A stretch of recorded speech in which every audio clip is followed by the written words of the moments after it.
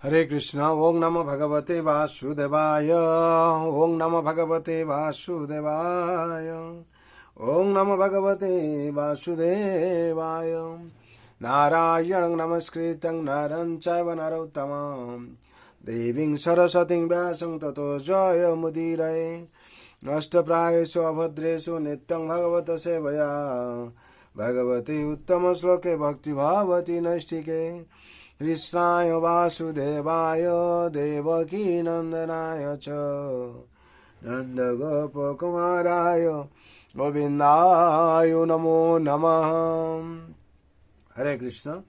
श्रीमद्भागवत स्कंद 1 अध्याय 2 श्लोक संख्या 16 शुश्रूषो सधाधानस्य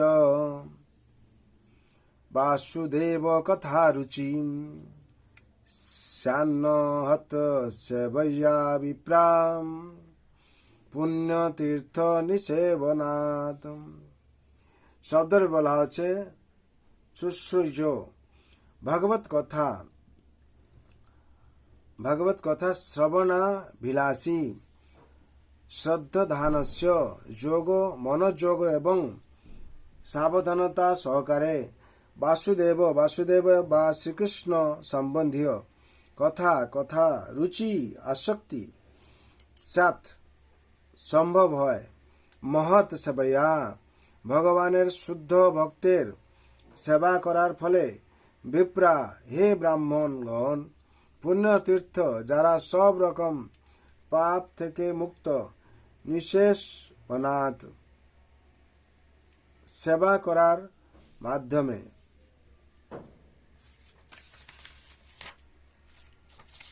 हरे कृष्ण। अनुवाद। हे ब्राह्मण ऋषिगण सब रकमेर पाप থেকে সম্পূর্ণভাবে মুক্ত ভগবত ভক্তদের সেবা করার ফলে মহৎ সেবা সাধিত হয়। এই ধরনের সেবার ফলে কৃষ্ণ কথা শ্রবণে আসক্তির উদয় হয়। তাৎপর্য ভগবানের বিরুদ্ধাচরণ করার ফলেই জীব বদ্ধ দশায় পতিত হয়। কিন্তু কিছু মানুষ আছেন যাদের বলা হয় দেব এবং কিছু মানুষ আছে যাদের বলা হয় অসুর। যারা পরমেশ্বর ভগবানের শরণাগত হয়ে তার সেবা করেন তাদের বলা হয় দেব, আর যারা পরমেশ্বর ভগবানের বিরুদ্ধে আচরণ করে তাদের বলা হয় অসুর। ভগবত গীতায় 16 অধ্যায়ে অসুরদের সম্বন্ধে বিশদভাবে বর্ণনা করে বলা হয়েছে যে অসুরেরা জন্মান্তরে নিম্ন থেকে নিম্নতর জীবন যা প্রাপ্ত হয়, অজ্ঞানের গভীরতম প্রদেশে প্রক্ষিপ্ত হয়।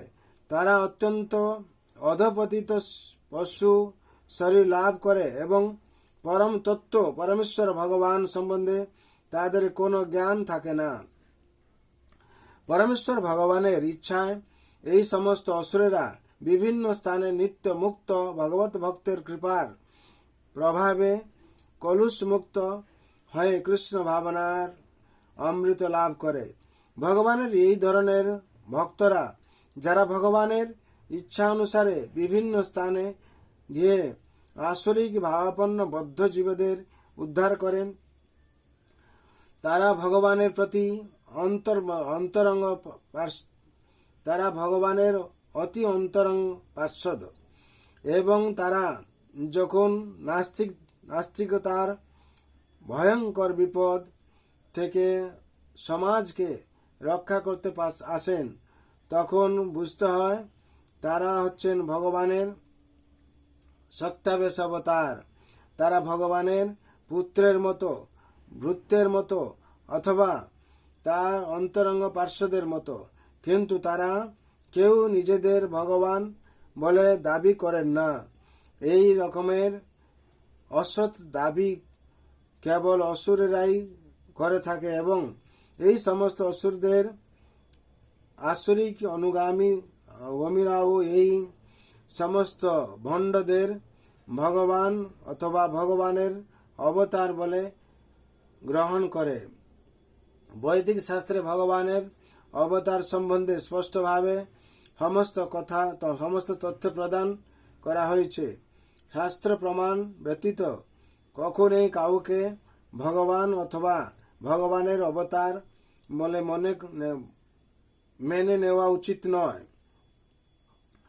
যে সমস্ত ভক্ত প্রকৃতই ভগবত ধামে ফিরে যেতে চান, তারা ভগবানের সেবকদের ভগবানের মতো শ্রদ্ধা করেন।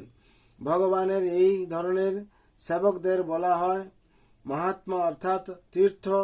তারা স্থান এবং কাল অনুসারে ভগবানের বাণী প্রচার করেন। ভগবানের সেবকেরা মানুষকে ভগবানের ভক্ত হওয়ার জন্যে অনুপ্রাণিত করেন। কেউ যখন তাদের ভগবান বলে সম্বোধন করে, তখন তারা কখনোই সেটা বরদাস্ত করেন না। শ্রী চৈতন্য মহাপ্রভু ছিলেন পরমেশ্বর ভগবান এবং বৈদিক শাস্ত্রে তার আবির্ভাবের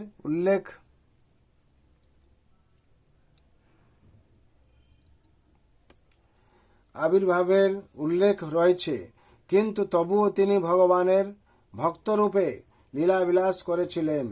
যারা জানতেন যে তিনি হচ্ছেন পরমেশ্বর ভগবান, তারা তাকে ভগবান বলে সম্বোধন করতেন। কিন্তু তিনি তখন হাত দিয়ে কান দুটি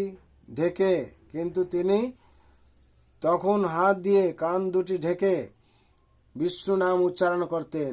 এইভাবে তিনি ভগবান বলে সম্বোধিত হলে প্রতিবাদ করতেন, যদিও নিঃসন্দেহে তিনি ছিলেন পরমেশ্বর ভগবান স্বয়ং।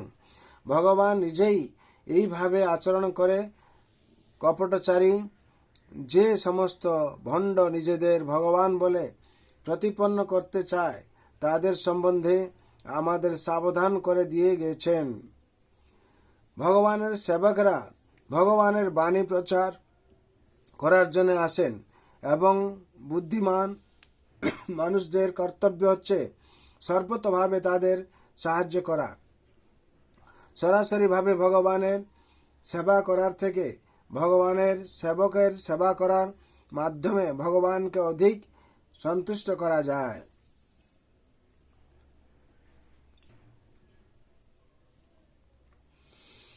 ভগবান যখন দেখেন যে তার সেবকদের যথাযথভাবে শ্রদ্ধা করা হচ্ছে, তখন তিনি অত্যন্ত প্রীত হন। কেননা এই ধরনের সেবকেরা ভগবানের বাণী প্রচার করার জন্যে সব রকমের বিপদের সম্মুখীন হতে প্রস্তুত থাকেন এবং তাই তারা ভগবানের অত্যন্ত প্রিয়। ভগবদ্গীতায় 18/69 ভগবান ঘোষণা করেছেন, যারা তার মহিমা প্রচার করার জন্য সব রকমের বিপদকে তুচ্ছ করেছেন, তারাই হচ্ছেন তার সবচাইতে প্রিয়। কেউ যখন ভগবানের সেবকদের সেবা করেন, তখন তার মধ্যে ভগবানের সেবকদের গুণগুলি প্রকাশিত হয় এবং তার ফলে তিনি ভগবানের মহিমা শ্রবণ করার যোগ্যতা অর্জন করেন। ভগবানের কথা শ্রবণ করার ঐকান্তিক আগ্রহ হচ্ছে ভগবত ধামে প্রবেশ করার সর্বপ্রথম যোগ্যতা। হরি বল। এখানে দ্বিতীয় অধ্যায়, প্রথম স্কন্ধ 2 অধ্যায় 16 নম্বর শ্লোকের তাৎপর্য সম্পূর্ণ হলো। বিশেষ করে এখানে বলা হচ্ছে সুর আর অসুর। সুর কারা? যারা ভগবানকে মানেন, আর অসুর হচ্ছে যারা ভগবানের বিরুদ্ধাচরণ করেন। বিশেষ করে আমরাও সেই ভগবানের অনুশাসন যদি পালন করি, আমরা সুর কিংবা আমরা ভগবানের নিত্য দাস, দাসত্ব স্বীকার করার জন্য আমরা স্বীকার করেছি, আর আমরা হচ্ছে সেই ভগবানের নিত্য দাস, আর ভগবান হচ্ছেন আমাদের মালিক বা ভগবান। সুতরাং এই ভাব নিয়ে যদি আমরা সংসারে থাকি, তাহলে আমরা আনন্দে থাকবো। কেন ভগবান এখানে যে প্রতিপন্ন করেছেন, যে সংসারে এসে যে ভগবানের ভক্তদের সেবা করছে, কিংবা যারা গুরু মহারাজ আছেন, শুদ্ধ ভক্ত আছেন, তাদের সেবা করছেন, ভগবান তাতে প্রীতি হন। তার জন্য আমরা সাধুগুরু বৈষ্ণবের সেবা করব, তার ফলে আমরা আনন্দ পাবো এবং ভগবানের কৃপা লাভ করব। আর এই নিত্যম ভাগবত সেবা, প্রত্যেক দিন আপনারা ভাগবত শ্রবণ করুন আর পাঠ করুন, এর মাধ্যম দিয়ে আপনারা সার্বিক মঙ্গল হবে আপনাদের। আর জন্ম মৃত্যু জরা ব্যাধি চক্র থেকে মুক্তি পাবেন, আর এই ভবসাগর থেকে মুক্তি পেয়ে ভগবত ধামে প্রবেশ করবেন। তার জন্যে আপনাদের মঙ্গলের জন্য, শান্তির জন্যে আমি ভগবান রাতুল চরণে প্রার্থনা করছি। সর্বভন্ত সুখিন সর্বে শান্ত নিরাময় হরে ভদ্রাণি পশ্যন্ত মা কশ্চিৎ দুঃখ ভাগ ভবেৎ। হরে কৃষ্ণ কৃষ্ণ কৃষ্ণ হরে হরে, হরে রাম রাম রাম হরে হরে।